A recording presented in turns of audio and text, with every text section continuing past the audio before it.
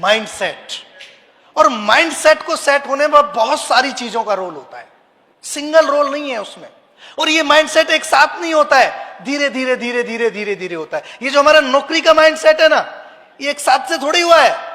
ये software install किया गया था एक दिन, और ये सॉफ्टवेयर उस दिन इंस्टॉल कर दिया गया था जब नर्सरी में एडमिशन कराया गया था कि बेटा पढ़ाई करो, नौकरी करनी है, पढ़ाई करो, नौकरी करनी है, पढ़ाई करो, नौकरी करनी है। और हम करते चले गए, करते चले गए, करते चले गए। ये माइंडसेट को हर दिन अपडेट किया गया कि अच्छे से पढ़ाई करोगे तो अच्छी नौकरी मिलेगी, और अच्छी पढ़ाई करोगे तो और अच्छी नौकरी मिल जाएगी, और जितनी अच्छी नौकरी मिलेगी उतनी अच्छी, हाँ सब जानते हैं।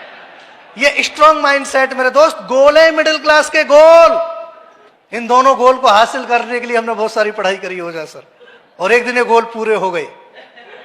और जब इंसान का गोल पूरा हो जाता है, तरक्की उसी दिन खत्म हो जाती है, क्योंकि आगे के बारे में सोचना बंद। नौकरी मिल गई, छोकरी मिल गई, अब क्या करना है जीवन में।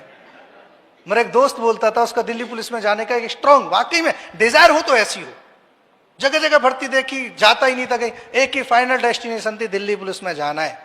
और ये बोलता था जब हम फिजिकली तैयारी करते थे, कभी ऐसे मिलते थे, बोला भाई जिस दिन सिलेक्शन हो गया ना मेरे दोस्त, तो ये जो डॉक्यूमेंट है ना मेरे सर्टिफिकेट, ये भी फाड़ के फेंक दूंगा उसी दिन, बस एक बार चला जाऊं। अब चला गया तो आगे क्यों करेगा, क्योंकि उसकी जो फाइनल डेस्टिनेशन थी वो मिल गई उसे। तो गोल सेट के आधार पर क्या बनाया गया है, सबसे पहला adjusted mindset. Labour, factory worker, hawker, beggar, इनका एक माइंडसेट है। मैंने बोला जो बताना हूं वही समझना, गलत मत जाना। कहने को तो बोला लेबर क्लास का बच्चा भी IAS PCS बन जाता है, अच्छी बात है, लेकिन बड़े रेयर होते हैं। हम मैक्सिमम पे बात कर रहे हैं। इनका माइंडसेट है किसके आधार पे, इनका एटीट्यूड, इनके वर्किंग आवर्स, इनका पेशेंस। आप कहीं भी जाओ आजकल, चौराहे पे, स्टेशन पे, रेलवे स्टेशन पे, कहीं भिखारी भीख मांगता मिलेगा आपको। मैं मेरठ कई बार जाता हूं, एक चौराया है वहां पे, तेजगढ़ी चौराया है, वहां पे जैसी आप गाड़ी रुकेगी ना रेड लाइट पे, छोटे छोटे बच्चे, दुर्भाग्य है हमारे देश का कि 4-4, 5-5 साल के बच्चे वहां पे गाड़ी पे कपड़ा मार रहे हैं, 8-10 साल के, और भीख मांग रहे हैं। और इससे बड़ा दुर्भाग्य पता है क्या है, कि उनके माँ बाप वहीं साइड पे डिवाइडर पे बैठे हुए हैं, जो उन्हें भेज रहे हैं कि जाओ गाड़ी रुक गई लेके आओ। क्या माइंडसेट किया जा रहा है कि हमारा काम है, हमें ऐसे ही मांगना है, ये प्रोफेशन है हमारा। इनके वर्किंग आवर्स, कभी आपने रात बजे कहीं गए हो गए एयरपोर्ट, कहीं स्टेशन पे, बस स्टैंड पे, रेलवे स्टेशन पे, कहीं भिखारी देखा है क्या आपको? रात को 1 बजे मिला है कभी, 2 बजे, 3 बजे मिला है कभी? कभी नहीं मिला होगा, क्योंकि उसका वर्किंग आवर्स क्या है, अगले टाइम के खाने का जुगाड़ होना चाहिए। बाढ़ में गई दुनिया, इसको तुम समझाओ, तू करोड़पति बनेगा, तू लखपति बनेगा, तू मेहनत क्यों, और समझाया भी होगा।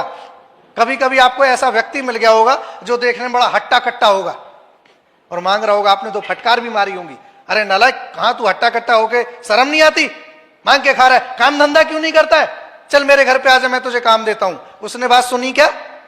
नहीं सुनी, ऐसे घूर के और देखता है, बोला 10 रुपए देना है तो दे, लेक्चर मत दे, क्योंकि इसका माइंडसेट हो चुका है। लेबर क्लास, आप देखो शहर में हर चौक पे लेबर क्लास होता है। सुबह जाओ, 18 साल से लेकर 58-60 साल तक के लोग मिलते हैं, उन्हें घर पे लेके आओ, जो काम बोलो करेंगे, लेकिन इनका वर्किंग आवर सेट है, 5 बजे हथियार डाल देते हैं, बोला साहब काम खत्म, पैसा चाहिए, बाकी काम कल होगा।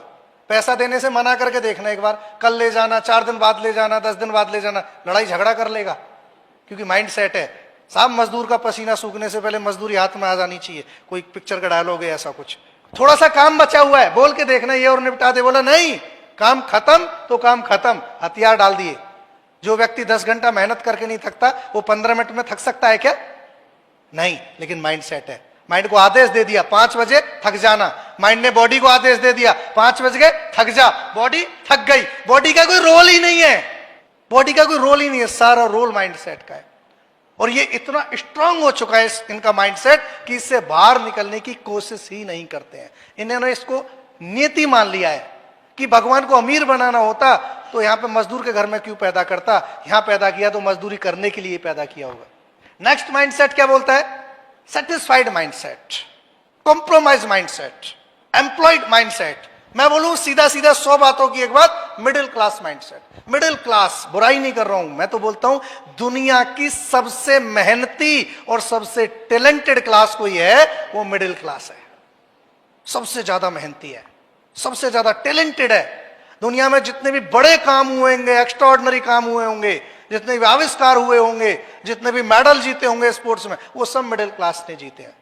लेकिन प्रॉब्लम क्या है? माइंडसेट। मैंने बोला बचपन से कर दिया गया है, नौकरी करनी है, नौकरी करनी है, नौकरी करनी है, नौकरी करनी है, नौकरी करनी है, और स्ट्रांग हो गया ये माइंडसेट। कई बार जाके इस माइंडसेट को हम खत्म करने की कोशिश भी करते हैं। एम्प्लॉइज को जाके बुरा मत मानना, हम में से बहुत सारे लोग बैठे होंगे, मेरे घर में भी सारा परिवार, बहुत सारे लोग नौकरी करते हैं। मैं सिर्फ किसी भी एग्जांपल के माध्यम से आपको डायरेक्ट सेलिंग की ताकत बताना चाहता हूं। मैं किसी प्रोफेशन की बुराई नहीं कर रहा हूं, मैं नौकरी की बुराई नहीं कर रहा हूं। और मेरा ऐसा मानना है वो काम जिस काम से हमारा घर चलता है वो खराब बुरा हो ही नहीं सकता। मैं तो ये बोलता हूं डायरेक्ट सेलिंग की ताकत क्या है, वो काम खराब नहीं हो सकता है कभी भी। एक एम्प्लॉय है, नौकरी कर रहा है, नौकरी गलत नहीं है, लेकिन हम उसे जाके बताते हैं भाई इसके साथ साथ ये बिजनेस भी कर ले, और मैं विश्वास दिलाता हूं 2 साल 3 साल 4 साल 5 साल 6 साल बाद तेरी नौकरी पे भारी पड़ जाएगा ये बिजनेस। क्यों? इस बिजनेस का मॉड्यूल ही ऐसा है। क्योंकि नौकरी तू 2 साल करे, 6 साल करे, 8 साल कर या 10 साल कर, 8 से 10 घंटा देना ही पड़ेगा। ना कभी अपना टाइम मल्टीप्लाई कर पाएगा, ना मैन पावर मल्टीप्लाई कर पाएगा, ना टैलेंट मल्टीप्लाई कर पाएगा। वो फॉर्मूला यहां पे लग जाएगा। लेकिन ज्यादातर लोगों का जवाब क्या आता है, भाई साहब सुबह 8 बजे जाते हैं, 6 बजे घर में आते हैं, कैसे काम कर लें, थक जाते हैं, टाइम ही नहीं मिलता है हमें। तो हम तो इतने बिजी हैं, टाइम ही नहीं है। हम समझाते हैं संडे को क्या करता है, अरे मुश्किल से तो एक दिन मिलता है, तुम उसके पीछे पड़ गए, संडे के पीछे पड़ गए। अच्छा संडे छोड़, तू मुझे ये बता शाम को 6 बजे से 11 बजे तक क्या करता है?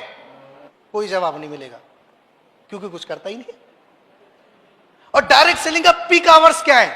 शाम को 6 बजे से 11 बजे तक, ये पीक आवर्स हैं डायरेक्ट सेलिंग के, ये काम के, बिजनेस के करने के। क्योंकि उसी टाइम पे लोग अक्सर फ्री हो जाते हैं। हम बताते हैं, हम समझाते हैं, भाई ये जो टाइम है ना, इसी को इस्तेमाल कर धीरे धीरे, और यही टाइम एक दिन धीरे धीरे धीरे धीरे तेरी जिंदगी बदल देगा। और बदली है बहुत सारे लोगों की। लेकिन ईमानदारी के साथ, जिम्मेदारी के साथ, काम को काम समझते हुए ये अपना टाइम देना शुरू कर। बहुत सारे लोग देते भी हैं, सफल भी हो रहे हैं, आगे भी होंगे, लेकिन बहुत सारे लोगों के सामने समस्या आ जाती है, और समस्या भी बड़ी जेन्युइन आती है। वो टाइम कौन सा था? वो टाइम था जो अपने घर पे स्पेंड करता था, बच्चों के साथ स्पेंड करता था, गप्पे मारने में स्पेंड करता था, टीवी देखने में स्पेंड करता था। अब उस टाइम की जगह आपने उसको ज्वाइन करा दिया, अपलाइन नाम का प्राणी उसकी जिंदगी में एंटर कर गया। और जैसे अपलाइन नाम का प्राणी एंटर करता है, जीवन उथल पुथल हो जाता है। वो पूछता है कितने बजे फ्री होगा भार्गव? बोला सर 6 बजे। 6 बजे से 5:45 बजे जाके बाइक खड़ी कर देता है। बोला चलो प्लान देने। अब मरता क्या नहीं करता, बैठ जाता है पीछे बाइक पे। अब जहां 6:15 बजे घर पहुंचना था, वहां 6:30 बज गए, 7 बज गए, 8 बज गए, 9 बज गए, 10 बज गए। घर से फोन पे फोन बजे जा रहे हैं, काट देता है। घर वाले परेशान है, पता नहीं कहां रह गया, बार बार फोन आ रहा है। जैसी गलती से फोन उठाता है, उधर से शेरनी के दहाड़ने की आवाज आती है, अबे कहां रह गए, बच्चा परेशान है, कब से रो रहा है, 11 बज रहे हैं, घर में नहीं पहुंचे अभी तक भी। बोला कोई बात नहीं है, कोई बात नहीं है, आज सर मिल गए, थोड़ा इनके साथ चला गया था, कल टाइम से आ जाऊंगा। अब ऐसा नहीं होगा, लेकिन उसे क्या पता ऐसा रोज होगा। अपलाइन छोड़ने वाला थोड़ा ही है। वो अगले दिन फिर 6 बजे मिलता है, फिर से 11 बजते हैं, फिर घर में झगड़े शुरू, फिर अगले दिन अपलाइन पकड़ लेता है, फिर 10 बजते हैं, 11 बजते हैं, फिर घर में झगड़े शुरू। बेचारे की जिंदगी उथल पुथल हो गई है। न टाइम से नहाना, न खाना, न टीवी, न बीवी, न कुछ नहीं टाइम से। जिंदगी आराम कर दिया अपलाइन नाम के प्राणी ने। रोज घर में झगड़े शुरू, रोज घर में झगड़े शुरू। जाता था, गर्मा गर्म खाना खाता था, टीवी देखता था, मजे से बच्चों से बात करके सो जाता था। सुबह ड्यूटी जाना है। अब रात को 11 बजे घर में पहुंचा है, खाना भी ठंडा मिल रहा है, टिफिन में रखा हुआ। ठंडा खाना खा के, ठंडी सब्जी से खा के बेचारा चुपचाप सो जाता है। क्यों? आदेश मिला हुआ है, अगर लेट आए तो खाना ठंडा खाना पड़ेगा। और हाँ, खटपट मत करना घर में आके, बच्चे उठ जाएंगे। बेचारा अपनी किचन में चोरों की तरह घुस रहा है, धीरे से बर्तन उठा रहा है। और बर्तन भी इतने नालायक होते हैं, जितना धीरे से उठाओगे उतनी जोर से गिर जाते हैं। देखा है अपने कभी ये कहानी?